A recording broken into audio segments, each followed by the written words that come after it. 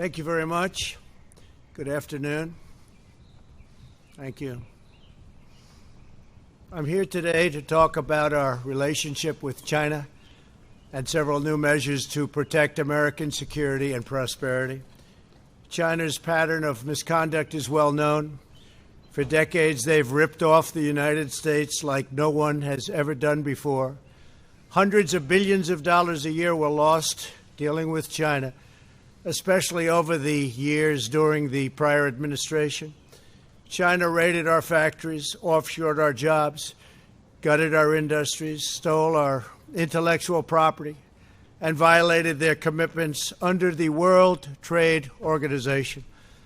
To make matters worse, they are considered a developing nation, getting all sorts of benefits that others, including the United States, are not entitled to. But I have never solely blamed China for this.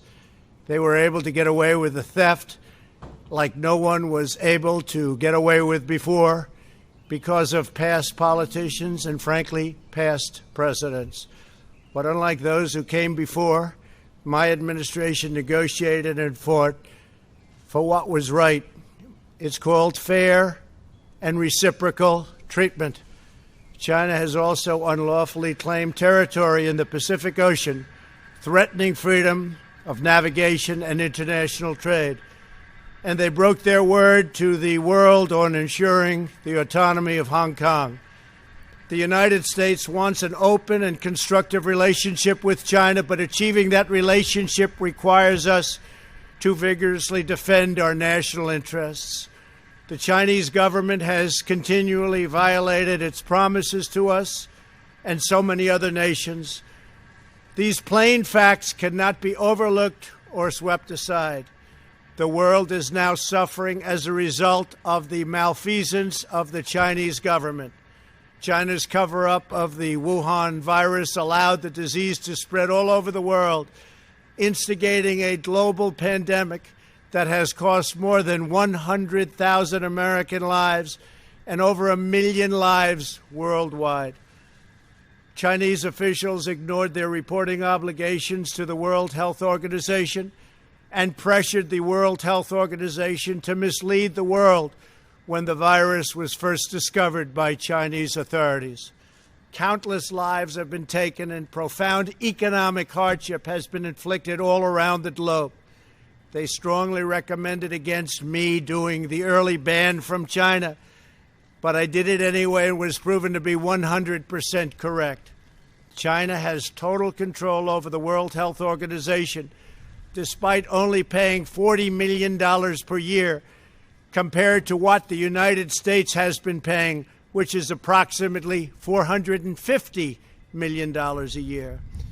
We have detailed the reforms that it must make and engage with them directly, but they have refused to act. Because they have failed to make the requested and greatly needed reforms, we will be today terminating our relationship with the World Health Organization and redirecting those funds to other worldwide and deserving urgent global public health needs. The world needs answers from China on the virus. We must have transparency. Why is it that China shut off infected people from Wuhan to all other parts of China?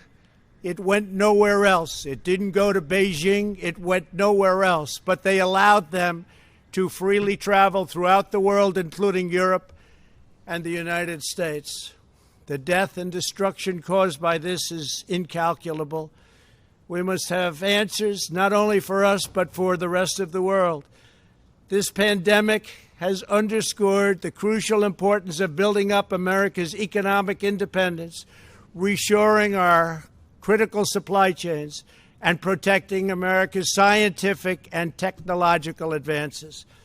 For years, the government of China has conducted illicit espionage to steal our industrial secrets, of which there are many. Today, I will issue a proclamation to better secure our nation's vital university research and to suspend the entry of certain foreign nationals from China who we have identified as potential security risks. I am also taking action to protect the integrity of America's financial system, by far the best in the world. I am instructing my presidential working group on financial markets to study the differing practices of Chinese companies listed on the U.S. financial markets with the goal of protecting American investors. Investment firms should not be subjecting their clients to the hidden and undue risks associated with financing Chinese companies that do not play by the same rules. Americans are entitled to fairness and transparency. Several of the most significant actions we're taking pertain to deeply troubling situations unfolding in Hong Kong. This week, China unilaterally imposed control over Hong Kong's security. This was a plain violation of Beijing's treaty obligations with the United Kingdom in the Declaration of 1984 and explicit provisions of Hong Kong's basic law. It has 27 years to go.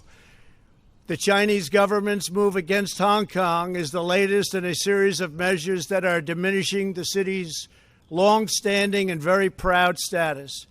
This is a tragedy for the people of Hong Kong, the people of China, and indeed the people of the world. China claims it is protecting national security. But the truth is that Hong Kong was secure and prosperous as a free society. Beijing's decision reverses all of that. It extends the reach of China's invasive state security apparatus into what was formerly a bastion of liberty. China's latest incursion, along with other recent developments that degraded the territory's freedoms, makes clear that Hong Kong is no longer sufficiently autonomous to warrant the special treatment that we have afforded the territory since the handover. China has replaced its promised formula of one country, two systems with one country, one system. Therefore, I am directing my administration to begin the process of eliminating policy exemptions that give Hong Kong different and special treatment. My announcement today will affect the full range of agreements we have with Hong Kong, from our extradition treaty to our export controls on dual-use technologies and more, with few exceptions. We will be revising the State Department's travel advisory for Hong Kong to reflect the increased danger of surveillance and punishment by the Chinese state security apparatus. We will take action to revoke Hong Kong's preferential treatment as a separate customs and travel territory from the rest of China. The United States will also take necessary steps to sanction PRC and Hong Kong officials directly or indirectly involved in eroding Hong Kong's autonomy and just, if you take a look, absolutely smothering Hong Kong's freedom. Our actions will be strong. Our actions will be meaningful. More than 2 decades ago, on a rainy night in 1997, British soldiers lowered the Union flag and Chinese soldiers raised the Chinese flag in Hong Kong. The people of Hong Kong felt simultaneously proud of their Chinese heritage and their unique Hong Kong identity.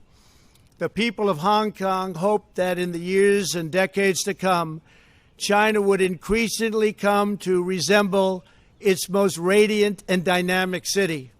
The rest of the world was electrified by a sense of optimism that Hong Kong was a glimpse into China's future, not that Hong Kong would grow into a reflection of China's past.